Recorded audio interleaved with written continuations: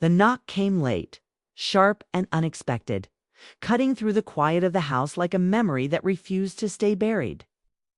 Emma Turner paused at the end of the hallway, one hand resting on the wall, her heart suddenly loud in her ears. Had lived alone in this house for nearly 2 years now, ever since her father passed away, and no one ever knocked this late. The porch light was already on, casting a pale glow through the glass panel of the door. Outside, the wind pushed fallen leaves across the steps, and the night felt heavier than usual. Another knock followed, firmer but polite, as if the person on the other side did not want to scare her. Emma took a breath and opened the door. 3 men stood there, slightly damp from the mist, carrying the cold air with them. For a second, her mind refused to catch up with her eyes. Then recognition hit, sudden and deep. Jack Miller stood in the center, tall and solid, his one-star hair now threaded with gray. His face carried the same calm strength it always had. To his left was Ben Carter, softer around the edges, eyes warm and kind, holding a folder close to his chest. And on the right was Leo Grant, quiet and observant, his expression gentle, his gaze steady, her father's friends. Men who had once filled this house with laughter, arguments about sports, and long nights of storytelling. Men she had not seen. Together since the day they stood beside her at the cemetery, hands folded, faces serious, unsure of what to say.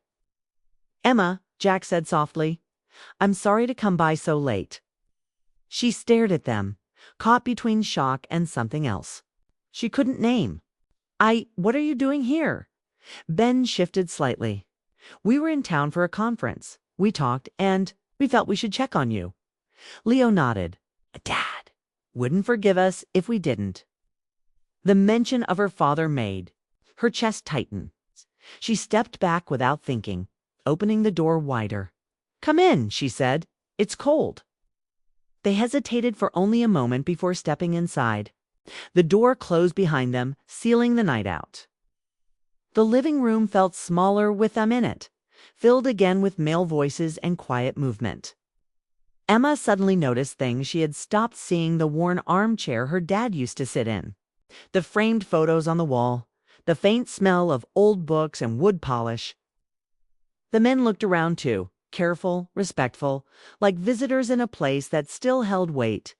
They sat, and Emma moved to the kitchen, more out of habit than choice. She made coffee, even though she wasn't sure anyone would drink it. The sound of the machine filled the silence, steady and grounding. When she returned, they were talking softly among themselves, but stopped when they saw her.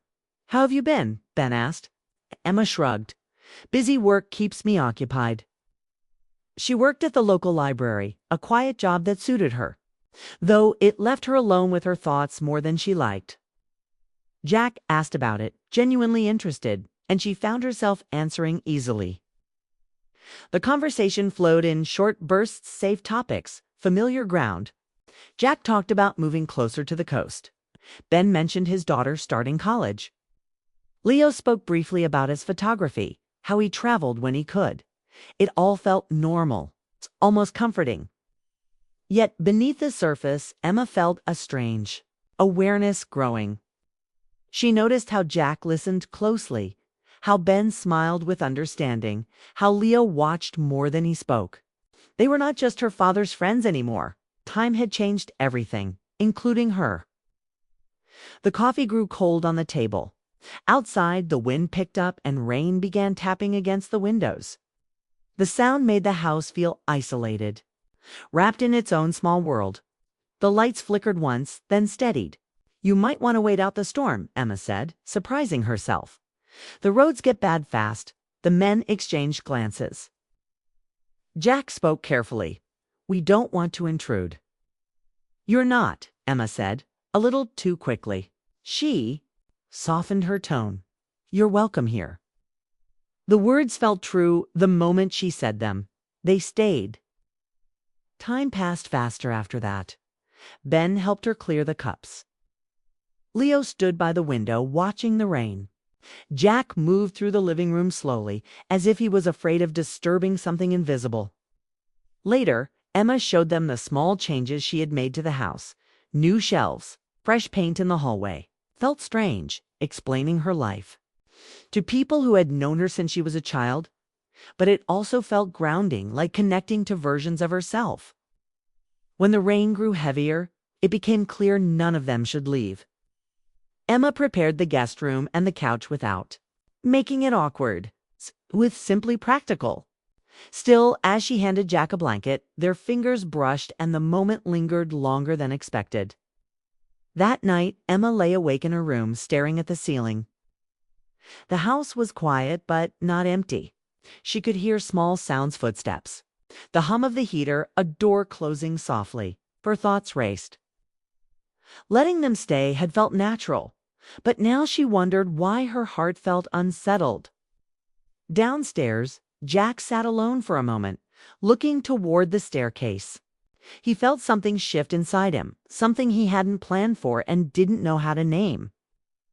Ben lay awake on the couch, thinking about loss and how it reshaped people. Leo stood at the window, watching the rain slow, aware that this night mattered more than any of them had expected. None of them crossed a line. Nothing improper happened. Yet something had already changed. Emma finally closed her eyes, knowing this was only the beginning of something she did not yet understand. Morning light slipped through the thin curtains, soft and pale, touching the quiet rooms of the house. Emma woke before the alarm, her thoughts already moving faster than the day outside. For a moment, she forgot she was not alone. Then she heard voices downstairs, low and calm, and remembered everything. She got dressed quickly and went down. The kitchen smelled like fresh coffee and toasted bread. Jack stood by the counter, reading something on his phone. Ben was at the stove flipping eggs with easy skill. Leo leaned against the sink, drying a mug, his movements slow and careful. "Good morning," Emma said. All three looked up at once. "Morning," Ben replied with a smile. "Hope you don't mind. We started breakfast." "Not at all," she said. "It's nice." And it was. The house felt alive in a way it hadn't for a long time. They sat around the table, sharing simple food and easy talk. No one rushed. No one filled the air with heavy words. Felt balanced, like everyone understood how careful the moment was. After breakfast, Ben and Leo stepped outside to check their cars. The rain had stopped, but the air was still cold. Jack stayed behind, leaning against the counter, watching Emma rinse plates. "This place still holds him," Jack said quietly. Emma nodded. "Some days it feels like he just stepped out." Jack looked around, his eyes soft. "You've kept. It's strong. He would be proud." The words hit her harder than she expected. She turned away, drying her hands.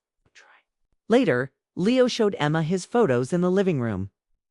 Images of quiet roads, old bridges, empty parks at dawn. They were peaceful, thoughtful. Emma saw herself in them, though she didn't say it out loud. Ben joined her on the porch, hands wrapped around a mug.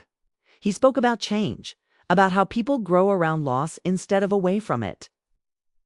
His words were gentle, steady, offering comfort without pressure. Time moved quickly. The sun climbed higher, and the house filled with light. Felt a strange pull, like the walls were listening. By afternoon, it was clear the men would leave soon. The roads were open again. Reality crept back in. At the door, there was hesitation. None of them wanted to rush the goodbye. Jack spoke first.